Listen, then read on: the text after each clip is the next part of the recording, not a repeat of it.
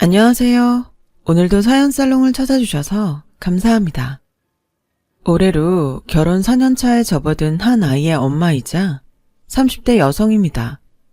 여러분들도 혹시 시골에 산다는 것에 편견을 갖고 계신가요?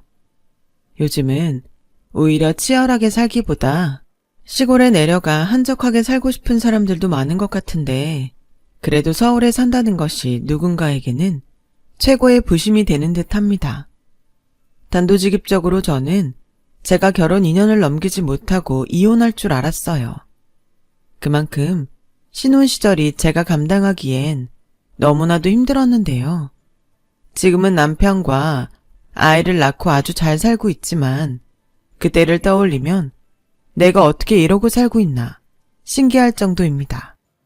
제가 이혼을 고심했던 가장 큰 이유는 바로 서울 토박이 저희 시어머니 때문이었어요. 시어머니는 그리 넉넉하게 살고 계시진 않았지만 당신이 서울 태생, 그리고 서울 토박이라는 것에 대단한 자부심이 있는 사람이었어요. 사람 사는 곳이 뭐가 그리 차이가 있다고 자부심까지 갖는지 지금 생각해도 유치하기 짝이 없네요. 하지만 저희 시어머니는 저와는 생각이 완전히 달랐어요. 왜 그런 말 있잖니? 사람은 나서 서울로 보내고 말은 제주도로 보낸다고. 그런 말이 왜 있겠어? 그만큼 서울이 중요하고 서울에 살아야 인정받을 수 있다는 거야. 대학들도 봐. 명문대는 죄다 서울에 있지 않니? 그 명문대 당신께서 나온 것도 아니고 그렇다고 서울에서 떵떵거리며 사시는 것도 아니면서 시어머니는 그렇게 당신이 서울 출신이라는 걸 자랑스럽게 생각하셨어요. 게다가 일찍 돌아가셔서 뵌 적이 없는 시아버지까지 시어머니와 같은 서울 출신의 서울 토박이라 그 자부심은 정말로 대단했는데요. 뭐 당신이 그런 생각을 하고 산다는데 제가 뭐라고 할 건 아니지만 제가 공교롭게 지방 출신이라 시어머니와 종종 지역 감정으로 부딪히는 일이 있었어요. 그러다 보니 나중엔 이혼까지 생각하게 됐는데 뜻밖의 일로 고비를 넘겼고 그 일을 계기로 상황이 완전히 달라졌죠. 저와 남편은 대학 시절 첫사랑으로 만났어요. 과는 달랐지만 같은 동아리의 유일한 1학년이었고 그렇다 보니 자연스레 친구에서 연인이 되었는데요. 말이 연인이지 아직 사랑이 뭔지 연애가 뭔지 모르는 순진했던 시절이었어요. 그리고 그 꽃같은 시절을 지나 남편과 장장 9년이란 시간을 함께 보낸 저는 좋았던 시절, 싸웠던 시절들을 모두 보내며 결혼식을 올렸고 그렇게 연인처럼 친구처럼 재밌게만 살 줄 알았는데 결혼은 제 생각과는 다른 또 다른 현실이었어요. 누구나 결혼을 행복하기 위해서 하잖아요. 물론 둘만 좋다고 할 수 있는 것이 결혼은 아니지만 저는 그때도 순진했는지 당사자인 저희들 외에는 다른 사람 생각은 하지 않았던 것 같아요. 그렇다 보니 결혼 전 저보다 먼저 결혼한 사람들이 흔히 말하는 시댁 얘기나 부부갈등 이야기에는 별로 귀 기울이지 않았는데 그게 저의 현실이 될 줄 그때는 미처 몰랐어요. 그래서 결혼 초 행복에 겨워해야 할 그 시절에 남모를 마음고생을 많이 했던 저는 애써 그동안 남남으로 살던 사람들이니 그럴 수도 있다고 자기 최면을 걸기도 했었는데요. 아무리 좋게 넘기려 해도 시어머니는 친정엄마가 될 수 없더라고요. 그렇다고 며느리 입장에서 함부로 할 수도 없고 남편도 남편대로 가운데서 난처해야 하는 것 같아서 이래저래 참 힘든 시간이었어요. 그때가 아무래도 신혼이다 보니 제가 남편을 많이 생각하며 참았는데 참는 것이 능사는 아니더라고요. 그저 순간순간을 참고 넘겼을 뿐이지 결국 폭발하고 말았죠. 그때 당시엔 시어머니도 저도 수준이 딱 거기까지였던 것 같아요. 저는 지방이라고 말하기도 뭐한 시골 출신이었어요. 편의점은 물론이고 조그만 슈퍼조차 없는 그런 곳이었는데 저도 어릴 땐 왜 나는 도시가 아닌 시골에 사는 걸까 하는 생각을 하며 살았어요.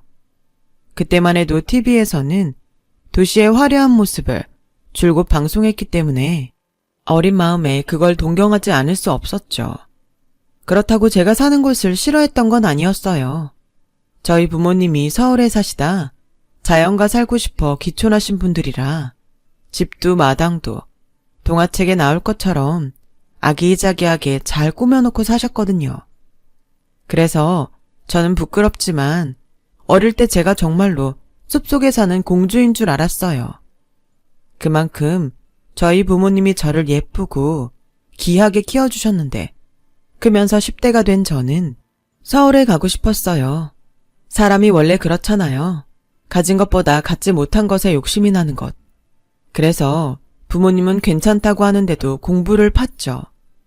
팠다는 표현이 다소 우습기는 한데 지금 생각해도 팠다는 표현 외에는 뭐라고 해야 할지 떠오르지 않아요. 하나도 메리트가 아니지만 그때는 사람도 많고 시끄러운 서울 한복판, 그것도 고층 아파트에 살고 싶었어요. 그래서 읍내 시내에서 늦게까지 학원을 다녔고 밤이면 친정아빠가 차로 저를 데리러 오셨는데 저희 그 욕심 때문에 저희 부모님도 고생이 많으셨죠. 그리고 그 결과 저는 서울 명문대에 입학을 했고 드디어 원하던 서울살이를 시작했는데요. 꿈에 그리던 서울에 사니 설레고 참 좋았는데 신나고 좋은 것도 한두 달이고 금세 어쩐지 좀 외로워졌어요. 친구들은 수업 끝나면 부모님이 계시는 집에 가는데 저는 아무도 없는 자취방에 가야 하니 부모님도 보고 싶고 집밥도 먹고 싶고 생각보다 빨리 집이 그리워지더라고요. 엄마는 힘들면 휴학해도 된다고 말씀은 하셨지만 제가 고집부려서 여기까지 와놓고 그러고 싶진 않았어요. 그래서 동아리에 들어가면 좀 나아질까 싶어서 평소 책 보는 걸 좋아하니 독서 관련 동아리에 들어가게 되었어요. 그곳에서 지금의 남편을 만나게 된 거예요. 남편은 앞서 얘기했듯 서울 토박이 부모님 밑에서 태어났고 부모님 모두 서울 출신이라 친척들도 모두 서울에 살다 보니 휴가 때 여행 가는 것을 빼면 서울 밖에 나갈 일이 없는 그런 집 사람이었는데 그렇다 보니 남편은 오히려 거꾸로 지방 출신인 제가 좀 신기했던 모양이었어요. 거기도 학원 같은 거 있어? 그리고 백화점이나 마트 그런 데보다는 시장을 이용하나? 지방에도 백화점이랑 마트, 학원 다 있거든? 사람 사는 데가 다 똑같지. 그래? 아니, 우리 엄마는 지방이라고 하면 아무것도 없는 줄 아셔서. 나도 그런 줄 알았지. 그럼 너희 집도 아파트야? 아니, 주택. 역시 지방은 아무래도 아파트보다는 그런 주택이 많지? 아, 나는 주택이 더 좋다고 생각해. 난 한 번도 마당 있는 집에서 못 살아봤거든. 아, 그러셔. 하긴, 넌 놀이터에 가서 놀았을 테니까. 그럼, 넌 어디서 놀았어? 그리고 너는 왜 사투리 안 써? 거기는 사투리 없어? 몰라. 저는 호기심 어린 눈으로 코치코치 물어보는 남편이 짜증나고 싫었어요. 가뜩이나 지방 출신이라 스스로 컴플렉스가 있었는데 남편이 자꾸 그걸 아무렇지 않게 건드리는 게 싫었죠. 하지만 같은 동아리다 보니 우리 둘은 꽤 자주 만났고 별로 상대하고 싶지 않았는데 남편은 제 마음도 모른 채 해맑게 다가왔어요. 그리고 언제인가 이런 말을 했는데 그때부터 제 마음이 변하기 시작했죠. 지훈아, 그럼 넌 서울에서 혼자 지내는 거지? 부모님이 걱정이 많겠다. 너도 외로울 것 같고. 뭐 그럴 때도 있지. 근데 괜찮아. 그래도 넌 여자잖아. 그러지 말고 무슨 일 있으면 나한테 연락해. 내가 너만 괜찮다고 하면 여기선 네 보호자가 돼줄게. 보호자라니. 저는 어이가 없어서 웃었어요. 그런데 남편은 순진하게 제가 좋아서 웃은 줄 알았더라고요. 그리고는 동아리방에 올 때마다 반찬이며 생필품을 가져왔는데 그게 나중엔 귀엽기까지 했어요. 대학이라는 곳이 다양한 곳에서 사람들이 모이지만 대학이 서울에 있다 보니 서울 친구들 중엔 은근 지방 출신 친구들을 무시하는 애들도 있었고, 저는 지방이라고 해도 도시가 아니다 보니 완전 농사 짓고 힘들게 살다 개천에서 용나서 서울에 온 줄 착각한 아이들도 있었는데, 남편은 그런 것과는 결이 다른 그런 사람이었어요.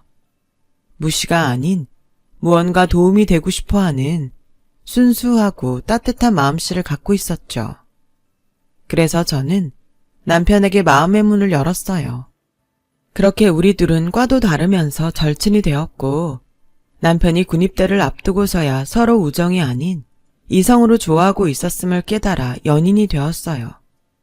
이제 막 사귀기 시작한 연인인데 서로 떨어져 있어야 하니 마음이 어찌나 애틋해지는지요. 서울이 좋다고 올라와 놓고 저는 주말이면 남자친구 면회하러 그 외진 시골을 고속버스를 타고 다녔고, 편지도 얼마나 많이 썼는지 지금도 기분이 우울하면 가끔 꺼내서 그 편지들을 읽어보곤 해요. 엄청 유치해서 재밌거든요. 그렇게 남편과 연애를 이어가며 저는 남편보다 2년 빨리 대학 졸업을 했고, 내노우라는 대기업에 다니게 되면서 점차 시골 출신 컴플렉스에서 벗어났는데요.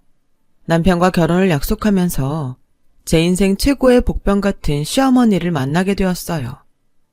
앞서 말했듯 저희 시어머니는 서울 부심이 대단하셔서 대놓고 저희 친정이 시골이라며 무시하셨는데, 지금도 똑똑히 기억나는 첫마디가 있어요. 어머나 세상에, 내가 시골 출신 며느리를 보게 될 줄은 정말 꿈에도 몰랐지 않니? 네가 우리 집안 시골 출신 1호야. 저게 좋다는 건지 싫다는 건지 시어머니는 그때는 몰랐지만 잘 살지도 못하면서 무조건 따지지도 않고 시골에 살면 서울 사는 사람들보다 못 산다고 생각했고, 저를 아주 시골에서 여기까지 오느라 그야말로 개고생한 줄 아셨는데요. 엄마, 무슨 말이 그래? 시골 출신이라니. 왜? 맞잖아. 시골에서 태어나서 살다가 왔다며. 엄마가 뭐 없는 소리 했니? 그나저나 너도 참 대단하다. 그 깡촌에서 얼마나 공부를 잘했길래 서울로 대학을 나와? 게다가 대기업 취직도 하고 이젠 서울 남자랑 결혼까지 하니? 예, 너도 이만하면 성공했다. 저는 솔직히 표정 관리를 잘 하지 못하는 편이에요. 그래서 얼굴에 불쾌한 감정이 그대로 나타났을 텐데 시어머니는 그런 건 신경 쓰지 않는 듯 했죠. 그러면서 그럼 상견례는 니네 부모님 서울 구경이라도 하게 올라오시라 해라. 내가 강남에 있는 좋은 한정식 집으로 예약할게. 마침 가격은 좀 나가도 좋은 곳을 내가 알거든. 이참에 거기서 드시지 못한 것도 좀 드시고 서울 구경도 시켜드려라. 저희 부모님 서울에서 사셨던 분들이라 구경까지 하실 필요는 없으세요. 어머, 그러니? 아니, 왜 이 좋은 서울에 사시다 그런 곳으로 가셨다니? 하긴 원래 집집마다 사연 없는 집이 없지. 그래도 그 사이에 서울이 얼마나 많이 변했는데 네가 좋은 곳 많이 보여드려라. 그래도 멀리서 오시는 거잖니. 분명 호의로 이야기하시는 거겠지만 남편과의 첫인상도 그렇고 모자가 그런 면이 참 많이 닮았더라고요. 그리고 그 점이 저에겐 썩 유쾌하지는 않았는데 관계가 관계이다 보니 쉽사리 어떤 말도 하지 못했어요. 그리고 솔직히 인프라 없는 시골에 살긴 하지만 저희 친정 부모님이 남편의 집보다 훨씬 경제적으로 여유가 있었거든요. 시어머니는 묻지도 따지지도 않고 저희 부모님을 동정하니 한마디로 어이가 없어서 할 말은 많았지만 하지 않았죠. 그렇다고 저희 부모님 현금 많고 건물이며 땅이며 어머님보다 부자세요 라고 말할 수는 없잖아요. 그리고 솔직히 그게 자랑이라고 생각하며 살지도 않아서 별로 떠들고 싶지도 않았는데 지금 생각하면 차라리 처음부터 똑같이 할 걸 그랬나 후회되기도 해요. 그리고 한 달 뒤 전에 시어머니가 말씀하신 장소에서 저희는 상견례를 했고 부모님을 오랜만에 만나니 어린 아이가 된 제가 시어머니가 전에 그런 말을 해서 속상했다고 하소연을 하자 저희 엄마가 오히려 웃으시며 이렇게 말씀하셨어요. 듣기 나름이지. 안사도는 엄마 아빠 대접하고 싶어서 한 소리 같은데 너 벌써부터 네가 꼬아서 듣고 기분 나쁘면 안 돼. 이래서 어떻게 결혼 생활을 하려고? 그래, 네 엄마 말이 맞다. 아기가 있으면 모를까. 그저 좋은 마음에 먼저 베풀려 그러는 거니 민망하게 하지 말고 그냥 네네 해. 저희 부모님은 원래가 저러신 분들이세요. 제 이야기를 듣고 기분 나빠하시기보다 이유가 어쨌든 호의를 베풀고 싶었던 시어머니가 민망하고 창피할까 그걸 걱정하시는 그런 분들이셨죠. 그래서 상견례장에 나가서도 두 분이 혼자 나온 시어머니를 배려하느라 신경을 많이 쓰셨어요. 그리고 결혼 준비에서도 어지간해서는 시어머니가 하자는 대로 거의 대부분을 맞추려 하셨는데 저희 부모님의 배려가 훗날 저희 시어머니의 기세를 등등하게 하는데 일조했음을 그때는 알지 못했어요. 그리고 신혼여행을 다녀오고 얼마 지나지 않아서 저희 회사에서 창립 기념일이라며 과일 한 박스를 나눠줬고 아무리 봐도 양이 많길래 시어머니에게 반을 덜어드리려고 시댁에 잠깐 들렀을 때가 있었는데요. 그때 친구분하고 통화를 하시는지 그 쩌렁쩌렁한 목소리가 현관문 밖에까지 들렸어요. 그래, 제주도는 살만해? 에이, 나는 서울에서만 살아서 서울 밖에는 못 살아. 그나저나 우리 아들 결혼식 때문에 네가 비행기 타고 왕복하느라 고생했다. 뭐? 결혼식장? 에이, 뭐가 그리 대단하다고. 서울에서는 보통 그 정도는 하잖아. 요즘 강남 아닌 다른 곳에서 하면 부끄러워서 청첩장이나 돌리겠어? 그래도 사돈네가 시골 분들이라 우리한테 맞추느라 고생 좀 하셨지. 그래도 딸 자식 기 안 죽이려고 싫다는 소리 한마디를 못하더라. 무슨 사연이 있는지 모르겠지만 서울 살다 망해서 시골로 간 것 같아. 에이, 뭘 그런 걸 물어. 그냥 딱 보면 아는 거지. 그리고 막말로 돈 있는 사람이 뭐가 하셔서 깡촌으로 가나. 아무튼 처가가 좀 흠이긴 한데 며느리는 능력 있어. 그 깡촌에서 길을 쓰고 여기까지 올라온 거 봐. 생활력은 있겠지. 그래, 언제 시간 내서 한 번 더 와. 내가 강남에 맛있는 고깃집 하나 알거든. 우리 거기서 밥 먹자. 그럼 강남 바닥에 내가 모르는 데가 어딨니? 누가 들으면 저희 시어머니가 강남에 사는 줄 알 거예요. 하지만 저희 시어머니는 서울에서 그나마 집값이 저렴하다는 경기도와 서울의 경계 지역에, 그것도 전세로 오래된 20평대 아파트에 살고 계신데 직장이 강남이라는 이유로 눈이 하늘 높은 줄 모르셨어요. 저도 결혼 전까지는 잘 몰랐는데 시집와서 시어머니를 몇 번 뵈니 단번에 어떤 사람인지 알겠더라고요. 그리고 부자가 되려면 부자와 친해져야 한다는 지론을 갖고 계셨는데, 그래서 늘 저희 시어머니는 감당하지 못할 치장을 하고 또 그걸 유지하느라 겨우 생활을 이어가셨어요. 나중에 얼떨결에 알게 됐는데 결혼 준비도 사실은 대출을 받으셨더라고요. 그렇게 하실 바엔 그냥 저희한테 맡기시지. 그 사실을 알고 저 역시 마음이 좋지 않았어요. 그래놓고 누구 보고 수준 맞추느라 힘들었다고 하는지.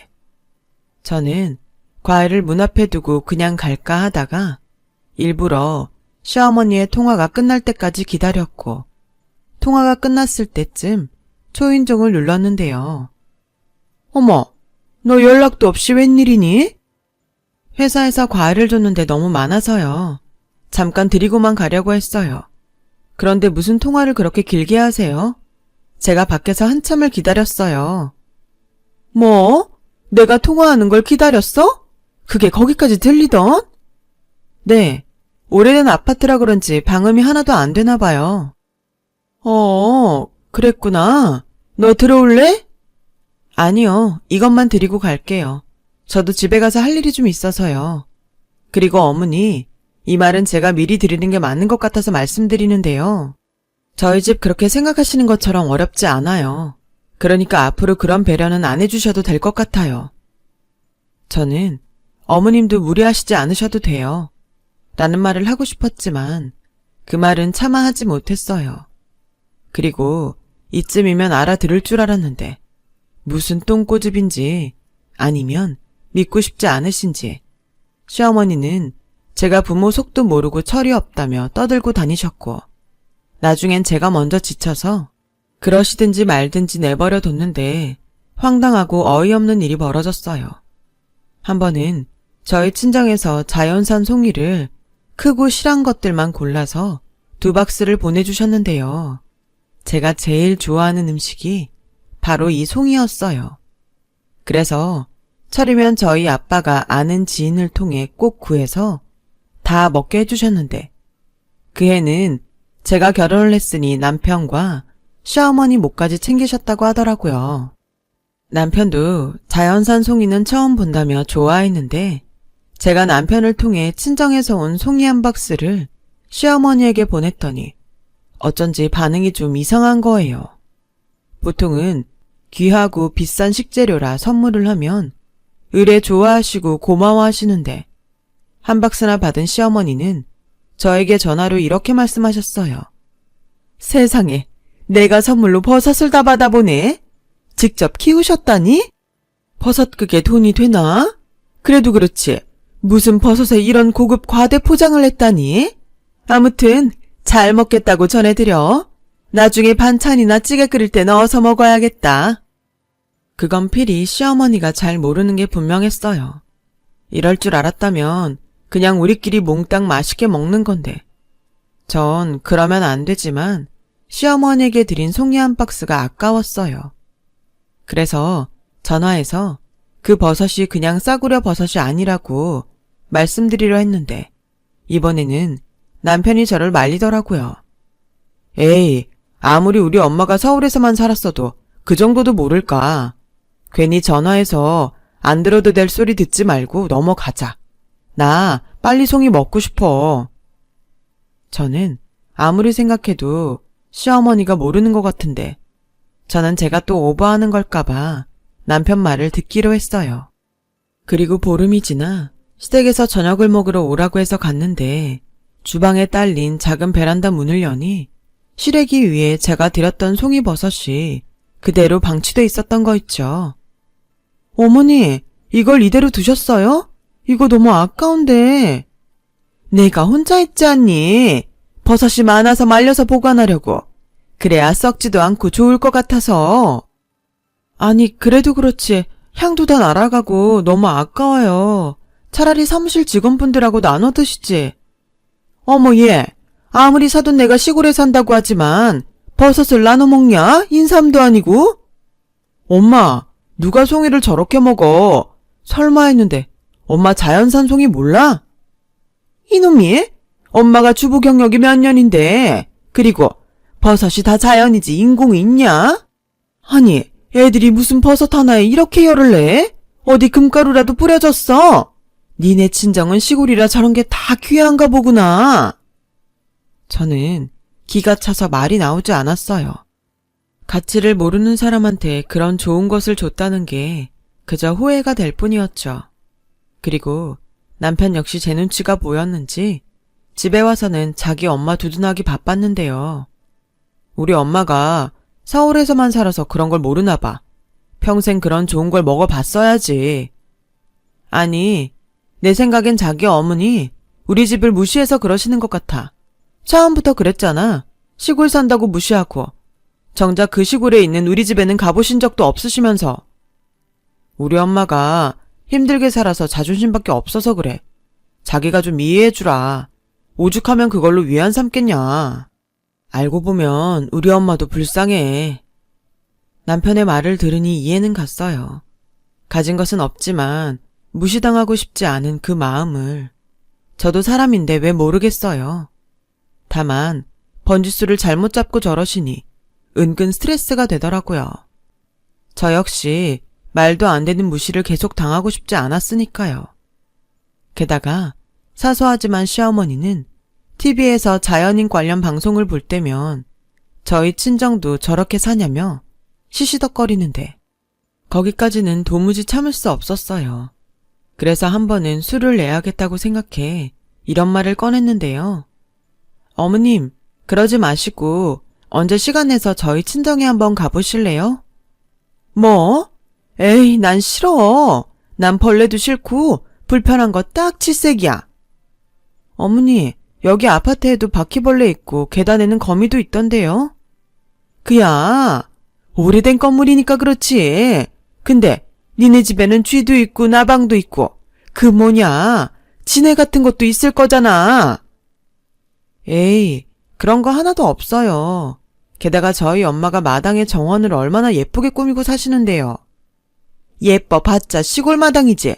난 싫다. 난 서울이 좋아.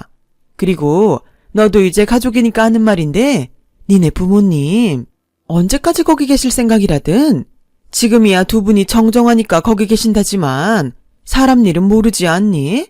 그렇다고 니들이 서울에서 거기까지 왔다 갔다 할 수도 없고 서울까지는 힘들면 어디 경기도나 인천 정도는 올라오실 수 있지 않을까? 네가 딸이니까 잘 말해봐. 뭐 내가 아름아름 어디 전세라도 알아봐 드릴 순 있어. 그야말로 되로 주고 말로 받았어요.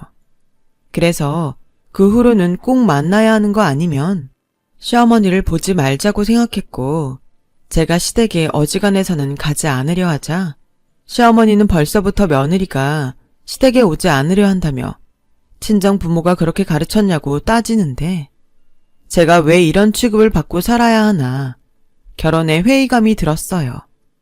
그리고 그즈음 제 심기를 건드리는 일이 있었는데 이건 조금 민감한 주제이긴 해요. 저희가 결혼할 당시 용산에 신혼집을 구입했거든요.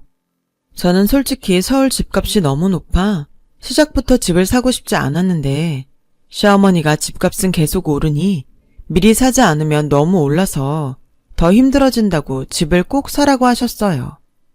그 당시 제가 연봉이 남편보다 더 높고 직장도 대기업이라 대출을 받으려면 아무래도 제가 받는 것이 유리했고 남편 역시 어디서 들었는데 집을 사라면 빨리 사는 것이 맞다고 해서 집을 사게 되었는데 시어머니는 그게 제 명의인 것이 영 마음에 들지 않는 눈치였어요. 내가 알아보니까 너희 그 집 많이 올랐다더라. 이럴 줄 알았으면 그냥 금리 조금 높아도 우리 아들 이름으로 사라고 하는 건데. 어머니, 제 이름이라서 아까우세요? 아니 뭐 사람 이름 모르는 거니까. 그리고 나도 이쪽 일을 하지만 우리나라에서 재산 늘리려면 부동산만한 게 없지. 너 내 덕인 줄 알아?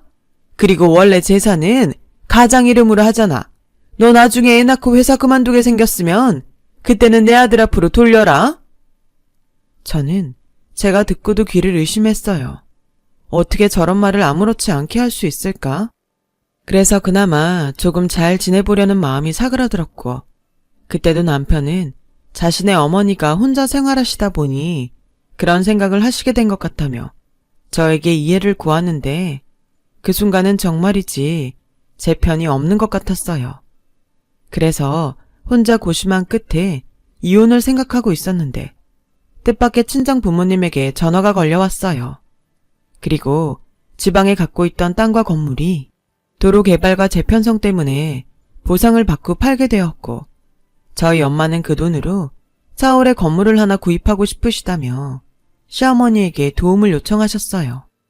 엄마, 우리 그냥 어머니 말고 다른 사람한테 알아봐 달라고 하자. 왜? 너 무슨 일이 있어?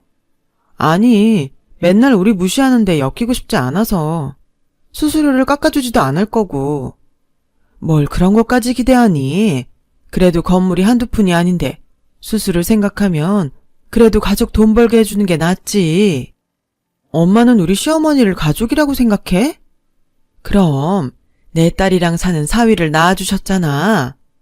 치, 근데 우리 시어머니는 나나 우리 식구 가족이라고 생각 안 해. 우리 지금 사는 아파트 자기 덕에 많이 올랐다고 명의 아들로 했어야 했다고 엄청 배 아파하신단 말이야. 가만 보면 네 시어머니는 내가 본 사람 중에 겉과 속이 가장 똑같은 사람이야. 근데 지훈아, 그거 아니? 겉과 속이 다른 사람보다는 그래도 네 시어머니 같은 사람이 더 나아.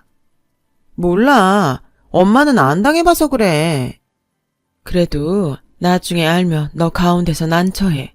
그리고 엄마가 명품 옷 입고 가는 것보다 건물을 사는 게 그게 더 네 시어머니한테는 확실하지 않겠니? 생각해보니 엄마 말이 맞았어요.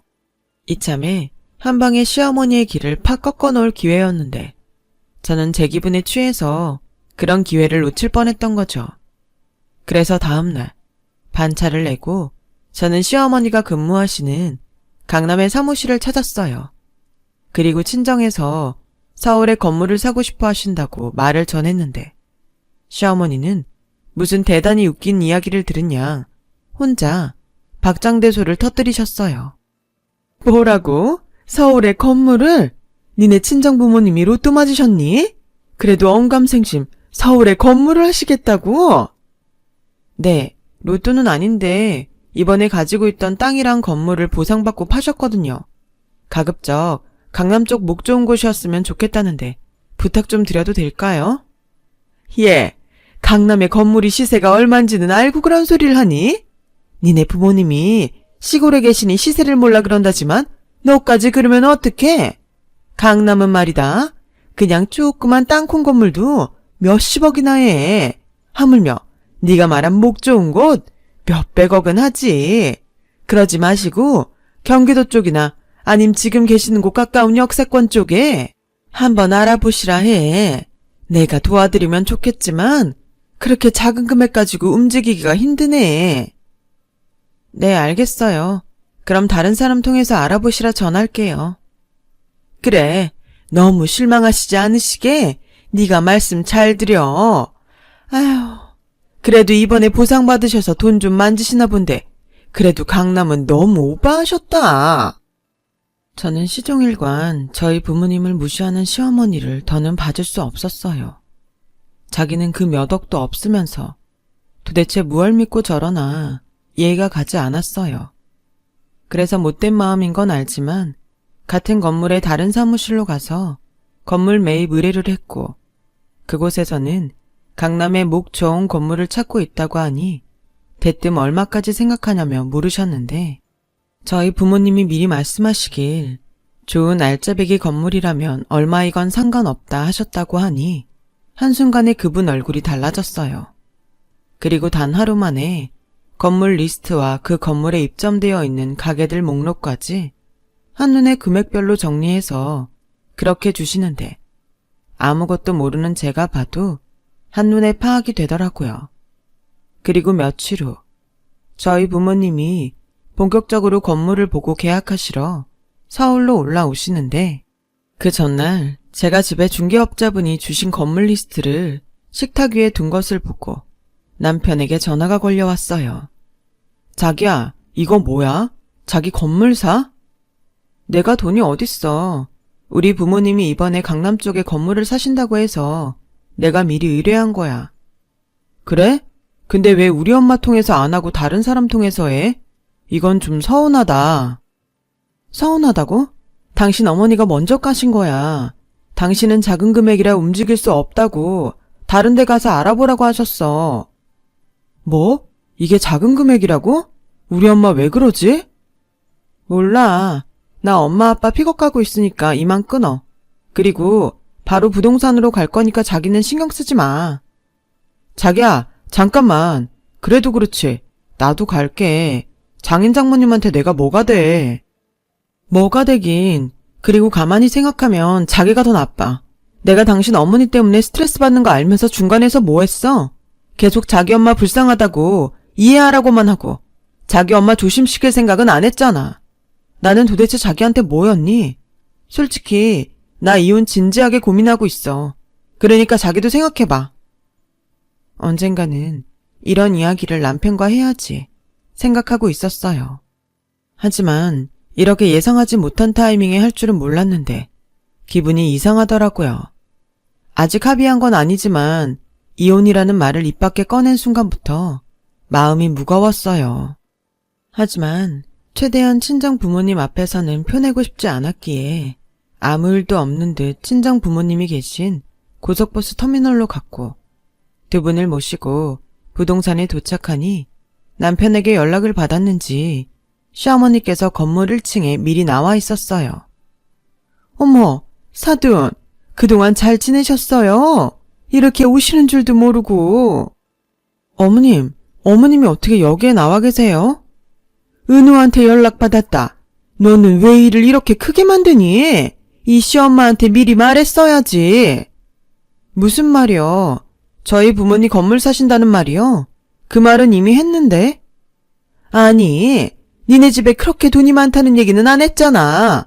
난 그냥 몇 억 생기셔서 건물 타령하시는 줄 알았지. 그러게, 물어보시지도 않으셨잖아요. 당연히 저희 집은 돈이 없을 거라고 생각하시고 오버하는 거라고 하시더니. 어머, 얘, 내가 또 언제 그렇게 말했다고. 사돈, 제가 이 근방 건물 매물은 싹 다 알아보고 있어요. 여기서 이러지 마시고 저랑 오늘 건물들 보시죠. 아, 근데 어쩌죠? 저희 애가 이미 다른 분하고 약속을 잡았다는 것 같은데. 괜찮습니다. 이 바닥이 원래 뺏고 뺏기는 곳이에요. 게다가 저희가 이렇게 사돈지간인 줄 알면 지네들이 어쩌겠어요. 아니, 그래도 여보, 어쩌죠? 저기 사돈, 저희도 그래서 처음에 사돈한테 부탁을 드리려 했던 건데 이야기가 어쨌든 이건 도덕적으로 좀 아닌 듯 싶습니다. 저희가 다음에 또 이런 계획이 있으면 그때는 꼭 사돈에게 의뢰할 테니 이번에는 예정된 분이랑 거래를 해야 할 것 같아요. 저희가 사실 미리 다 브리핑을 받았고 오늘 실물 보고 계약을 진행할 생각이라서 이제 와서 다른 말을 하기에는 어려울 것 같습니다. 아니, 그래도 이게 얼마짜린데? 어머니, 그러게 제가 계속 이 얘기할 때 잘 들어주시지 그러셨어요. 저희 부모님이 어머니 생각 많이 하셨는데. 뭐야? 너도 그러는 게 아니지? 내가 아무리 착각을 하고 있어도 네가 아니라고. 니네 집에 돈이 많다고 나를 설득했어야지. 제가 안 했을까요? 어머님이 믿고 싶지 않으셨으면서. 그리고 그 송이버섯도 한 송이에 얼만데. 어머님은 하나부터 10까지 저희 집을 무시했잖아요. 요즘 어떤 세상인데 사는 지역을 가지고 선입견을 갖고 사람을 판단해요? 너 일부러 그랬지? 가만 생각하니까 네가 나 엿먹이라고 일부러 그랬어. 내가 너네 사는 아파트가 몰랐다고 명의 어쩌고 할 때도 너 표정 별로였잖아. 당연하죠. 그런 소리 듣고 그럼 웃어요. 그래서 저 어쩌면 은호 씨랑 이혼할 수도 있어요. 제가 너무 힘들어서 은호 씨한테 얘기했거든요. 그러니까 어머님도 아시고 계세요, 그럼. 저는 한순간 벙진 시어머니를 두고 그렇게 저희 부모님을 모시고 다른 부동산 사무실로 향했어요. 그 사이 저 멀리서 남편이 뛰어오는 것 같았지만 이젠 저랑 상관없다고 생각하니 별로 마음이 쓰이지 않더라고요. 하지만 저희 부모님 생각은 좀 다르셨어요. 그래서 거의 계약 직전까지 갔음에도 저희 아빠가 사정을 이야기하고 그동안 애쓰고 고생한 수고비를 챙겨주는 조건으로 계약을 무르고 오셨는데요. 저는 그런 부모님을 이해하지 못했어요. 아빠, 왜 그랬어? 설마 우리 시어머니 통해서 사려고? 지은아, 아빠는 건물을 사는 것보다 네가 더 중요해. 근데 오늘 보니까 너랑 그리고 안 사돈이 보기가 영 안 좋더라. 우리가 괜히 건물을 산다고 해서 일을 이렇게 만들었나 싶고. 아니야. 이미 그 전부터 시어머니랑 안 좋았어. 자꾸 우리 집을 무시하잖아. 아빠도 엄마한테 대충 들어서 알아. 그게 그렇게 속이 상했어? 이혼까지 생각할 만큼?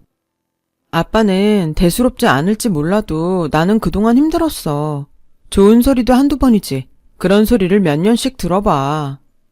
그래서 너 정말로 이혼할 거야? 그럼 좋아. 이왕 이혼하는 거 다 같이 모여서 결정하자. 그렇게 세상 불편한 자리가 마련됐어요. 그리고 무슨 대역 죄인처럼 풀이 잔뜩 죽은 시어머니와 남편은 약속이나 한 듯 저희 부모님에게 매달리기 시작하셨는데요. 저기, 제가 정말 잘못했습니다. 제가 어른답지 못했어요. 두 분 저 때문에 기분 많이 상하셨죠?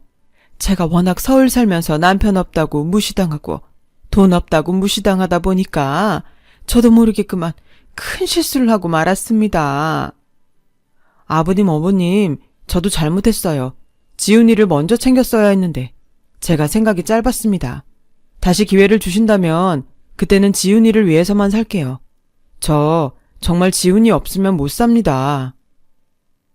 왜? 아파트 값이 많이 올라서 내가 그거 팔아서 똑같이 나눠주면 그때는 내 딸이랑 이혼하겠는가? 여보. 아니요, 저 그 아파트 필요 없습니다. 저는 지훈이만 있으면 돼요. 저 평생 지훈이랑 살고 싶습니다. 사돈, 제가 애들 안 보고 살게요. 그럼 화가 좀 풀리실까요? 아니요. 그럼 제가 무릎이라도 꿇을까요? 아닙니다. 상처받은 건 제가 아니지 않습니까? 저는 제 딸이 행복했으면 좋겠어요. 그래서 사과는 제가 아니라 저희 딸한테 하시는 게 맞는 것 같습니다. 그리고 자네도 우리한테 이러지 말고 자네 와이프한테 가서 빌어. 우린 그저 우리 딸 결정을 존중할 거니까. 자기야, 정말 미안해. 자기 그렇게 힘든 줄 몰랐어. 예, 미안하다. 내 앞으로 너한테 진짜 잘할게. 아니, 네가 안 보고 싶다고 하면 그냥 남남처럼 살아도 된다. 그냥 내가 내세울 게 없어 그랬다. 용서해다오. 분명 저는 원하던 사과를 받았는데 오히려 마음이 무거웠어요. 아마도 저희 아빠는 저한테 그런 마음을 느끼라고 이런 자리를 마련하신 것 같은데 아빠의 계획은 적중했죠. 그 후 저는 남편과 새로운 마음으로 다시 시작하기로 했어요. 어머니도 이젠 저를 무시할 수 없으니 제 눈치를 보기 시작하셨고 저희 아빠가 시어머니를 통해 건물을 매입하고 또 그 건물에 보증금 하나 없이 시어머니에게 가게 하나를 내주셨는데 그 때문인지 저희 시어머니는 예전과는 완전히 다른 사람이 되셨어요. 이제는 당신께서 먼저 시골에 계시는 저희 부모님의 안부를 챙기시고 건물 관리도 알아서 하시는데 워낙에 시어머니께서 꼼꼼한 성격이라 저희 부모님이 너무 감사하게 생각하고 계세요. 이렇듯 서로에게 고마워하고 또 챙기려 하니 저도 남편도 언제 그런 서운한 일이 있었나 싶을 정도로 요즘은 너무 편안하고 행복해요. 그리고 그만큼 편해져서인지 그 일을 겪은 후 저는 얼마 안 돼 지금의 딸아이를 임신했고 지금은 아이를 키우느라 육아휴직 중이에요. 모두들 첫아이는 그렇게 고생한다고 하던데 저는 시어머니가 나서서 육아까지 도와주시니 휴직을 한 것이 민망할 정도로 아주 편안하게 지내고 있답니다. 그래서 요즘은 남편보다 시어머니에게 더 큰 고마움을 느끼고 살아요. 그리고 고마운 만큼 이 마음과 행복이 오래갔으면 좋겠다고 바라게 되는데요. 그러려면 아무래도 제가 더 성숙한 사람이 돼야 할 것 같아요. 부디 저희가 큰 다툼 없이 지금처럼 잘 지낼 수 있기를 바라보며 제 사연을 마치겠습니다. 긴 저의 이야기 들어주셔서 대단히 고맙습니다. 항상 건강하시고 행복하세요. 여러분, 사연 댓글에 응원과 현명한 조언 부탁드려요. 좋아요와 구독은 저에게 큰 힘이 됩니다. 오늘도 좋은 일 가득하세요.